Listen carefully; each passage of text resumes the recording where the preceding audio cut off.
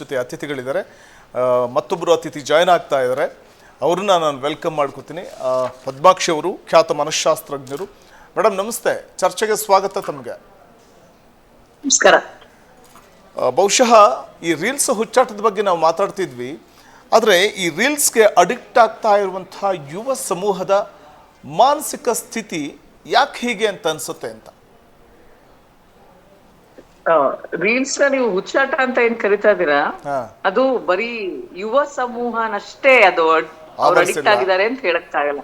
ಇವಾಗ ಇವನ್ ದೊಡ್ಡವರು ಸಹ, ಇವನ್ 30+, 35+ ಅವರು 40-50 ಇಯರ್ಸ್ ಅವರು ಸಹ ಎಷ್ಟು ಮೊಬೈಲ್ಗೆ ಮುಂದೆ ರೀಲ್ಸ್ ಅಡಿಕ್ಟ್ ಆಗ್ಬಿಟ್ಟಿದ್ದಾರೆ ಅಂದ್ರೆ, ಯಾರ್ ಮನೇಲಿ ಮಾತಾಡ್ಸಿದ್ರು ಆಚೆ ಆಚೆ ಕರಿಯೋದೇ ಇಲ್ಲ, ತಿರ್ಗೋದು ಇಲ್ಲ, ಹಿಂಗೆ ಮೊಬೈಲ್ ಅನ್ನೇ ನೋಡ್ತಾ ಕೂತಿರ್ತಾರೆ. ಅಂದ್ರೆ ನಮ್ಮ ಕೈಯಲ್ಲಿ ಮೊಬೈಲ್ ಇರ್ಲಿ ಒಳ್ಳೇದು, ನೀವು ರೀಲ್ಸ್ ನೋಡ್ಬೇಡ ಅಂತ ಹೇಳ್ತಿಲ್ಲ, ಆದ್ರೆ ನೀವ್ ಎಷ್ಟೊತ್ತು ನೋಡ್ತೀರಾ ಅನ್ನೋದು ತುಂಬಾ ಇಂಪಾರ್ಟೆಂಟ್. ಆಮೇಲೆ ರೀಲ್ಸ್ ನ ಕಂಟೆಂಟು ಅಷ್ಟೇ, ಕೆಲವೇ ಸೆಕೆಂಡ್ಸ್ ಅಷ್ಟೇ, ತುಂಬಾ ಹೊತ್ತಲ್ಲ. ನಮ್ಮ ಯುವ ಸಮೂಹ ಆಗ್ಲಿ, ನಮ್ಮ ಮನುಷ್ಯನ ಒಂದು ಕಾನ್ಸಂಟ್ರೇಷನ್ ತುಂಬಾ ಕಡಿಮೆ ಆಗೋಗಿದೆ. ಎಲ್ಲರಿಗೂ ಆ ಒಂದು ಸ್ವಲ್ಪ ಕ್ಷಣಗಳಲ್ಲೇ, ಫ್ಯೂ ಮಿನಿಟ್ಸು ಫ್ಯೂ ಸೆಕೆಂಡ್ಸ್ ಅಲ್ಲೇ ಎಲ್ಲ ಎಂಟರ್ಟೈನ್ಮೆಂಟ್ ಸಿಕ್ಬಿಡ್ಬೇಕು. ಆಮೇಲೆ ಅವ್ರು ಸ್ಕ್ರೋಲ್ ಮಾಡ್ತಾ ಏನು ಸೇಮ್ ಸಿಮಿಲರ್ ಆಲ್ಗಾರಿದಮ್ ಇರುತ್ತೆ, ಅವ್ರಿಗೆ ಏನ್ ಇಂಟ್ರೆಸ್ಟ್ ಇರುತ್ತೋ ಅದನ್ನೇ ನೋಡ್ತಾ ಇರ್ತಾರೆ.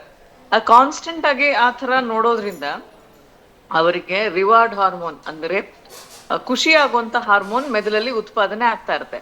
ಸೊ ಹಾಗಾಗಿ ಅವ್ರು ಅಡಿಕ್ಟ್ ಆಗ್ಬಿಡ್ತಾರೆ, ಅದರಿಂದ ಖುಷಿ ಸಿಗುತ್ತೆ. ಅದಾದ ನಂತರ ಇದೇನು ಸಾಕಷ್ಟು ಕಷ್ಟ ಏನ್ ಪಡಂಗಿಲ್ಲ. ಸುಮ್ನೆ ಮೊಬೈಲ್ಗೆ ಚಾರ್ಜ್ ಹಾಕ್ಬೇಕು, ಆಮೇಲೆ ಇಂಟರ್ನೆಟ್ ಇರ್ಬೇಕು ಅಷ್ಟೇ. ಒಂದು ಜಾಗದಲ್ಲಿ ಸುಮ್ನೆ ಕೂತ್ಕೊಂಡ್ರೆ ಬೆಳಿಗ್ಗೆಯಿಂದ ಸಾಯಂಕಾಲ ಅಂದ್ರೆ ನಾಳೆ ಬೆಳಿಗ್ಗೆವರೆಗೂ ನೋಡುವಂತವ್ರು ಇದಾರೆ. ಬರೀ ಯುವ ಸಮೂಹ ಅಲ್ಲ, ನಾನು ಮತ್ತೊಮ್ಮೆ ಇದನ್ನ ರಿಪೀಟ್ ಮಾಡ್ತಾ ಇದ್ದೀನಿ, ಮಕ್ಕಳು ಸಹ, ಅದಾದ್ಮೇಲೆ ದೊಡ್ಡವರಲ್ಲೂ ಸಹ ಈ ತರದ ಒಂದು ಅಡಿಕ್ಷನ್ ಆಗ್ತಾ ಇದೆ. ಯಾಕಂದ್ರೆ ಅದು ಅಷ್ಟೊಂದು ಕಿಕ್ ಅಂತ ಏನ್ ಕರಿತೀವಿ, ಅದಕ್ಕೆ ಅವ್ರಿಗೆ ಅದರಿಂದ ಸಿಗುತ್ತೆ. ಅದಾದ ನನ್ ಖುಷಿ, ಏನೋ ಒಂದ್ ಸಮಾಧಾನ, ಏನೋ ಮನುಷ್ಯ ಅಂದ್ಮೇಲೆ ಏನೋ ತರದ ಕಷ್ಟಪಟ್ಟು ಸಾಧನೆಗಳು ಮಾಡಬೇಕಾಗದಂತ ಒಂದು ಸಮಯ. ಆದ್ರೆ ಈ ತರದ ಒಂದು ರೀಲ್ಸ್ ನೋಡೋದ್ರಿಂದ ಅದೇ ಒಂಥರ ಸಮಾಧಾನ, ಅದೇ ಒಂದು ಖುಷಿ. ಆ ಒಂದು ಖುಷಿಯಲ್ಲೇ ಇದ್ದಾರೆ ಮನುಷ್ಯರು. ಅವರ ಪ್ರೈಮರಿ ಉದ್ದೇಶ, ಮನುಷ್ಯನ ಪ್ರೈಮರಿ ಉದ್ದೇಶ ಬಾಲ್ಯಾವಸ್ಥೆ ಮತ್ತೆ ಓದೋವರೆಗೂ. ಸೊ ಪ್ರೈಮರಿ ರೆಸ್ಪಾನ್ಸಿಬಿಲಿಟಿನೇ ಓದು. ಆ ಓದೋದು ಸ್ವಲ್ಪ ಕಷ್ಟ ಆಗುತ್ತೆ, ಅದ್ರ ಕಾನ್ಸಂಟ್ರೇಷನ್ ಬಿಟ್ಟು ಇದ್ರ ಮೇಲೆ ಇರ್ತಾರೆ.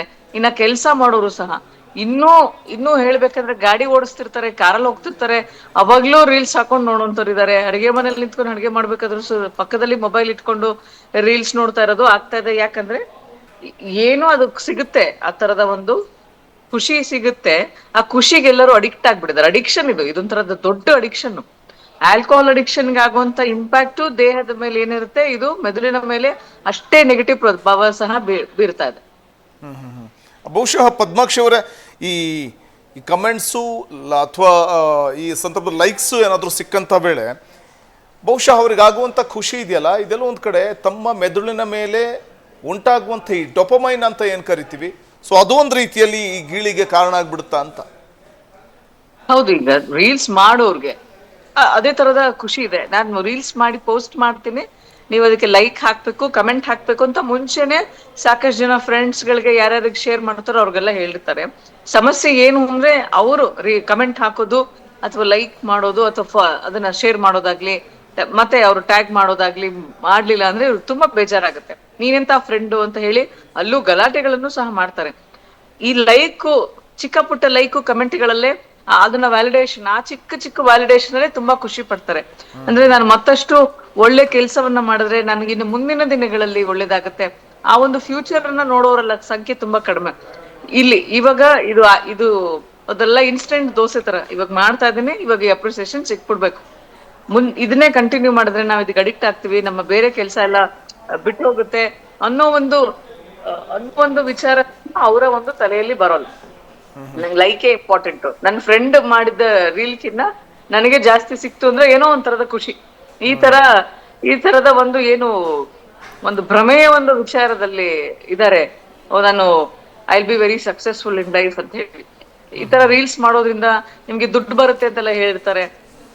ಅದರ ಪ್ರಮಾಣ ಜಾಸ್ತಿ ಇರುತ್ತೆ. ಅದ್ರ ಎಷ್ಟೋ ಪರ್ಟಿಕ್ಯುಲರ್ ಪರ್ಟಿಕ್ಯುಲರ್ ವಿಡಿಯೋಸ್ ಎಲ್ಲ, ನಾನು ಶಾರ್ಟ್ಲಿ ಚೆನ್ನಾಗಿ ದುಡ್ಡು ಮಾಡ್ಬಿಡ್ತೀನಿ, ಈ ತರದ ಒಂದು ಈಸಿ ವೇ ಔಟ್ ಅಂತ ಕರಿತೀವಿ, ಅದರ ಹಿಂದೆನೆ ಇದ್ದಾರೆ ಯುವ ಸಮೂಹ.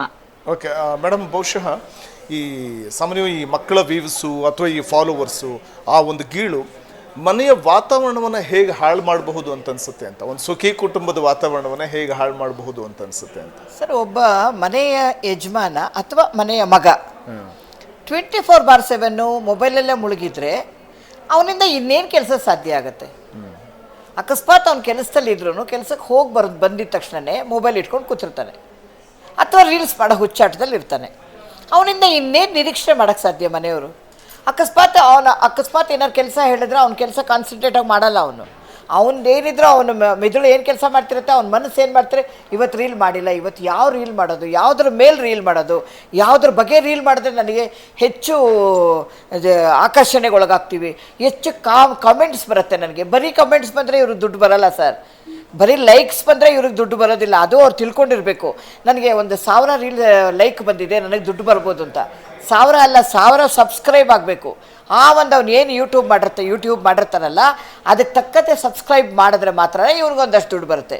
ಅಂದರೆ ಇವನೊಂದು 1,00,000 ತನಕ ಖರ್ಚು ಮಾಡಿದ್ವಿ, ಇವ್ನಿಗೊಂದು 20-30 ಸಾವಿರ ರೂಪಾಯಿ ಬರುತ್ತೆ.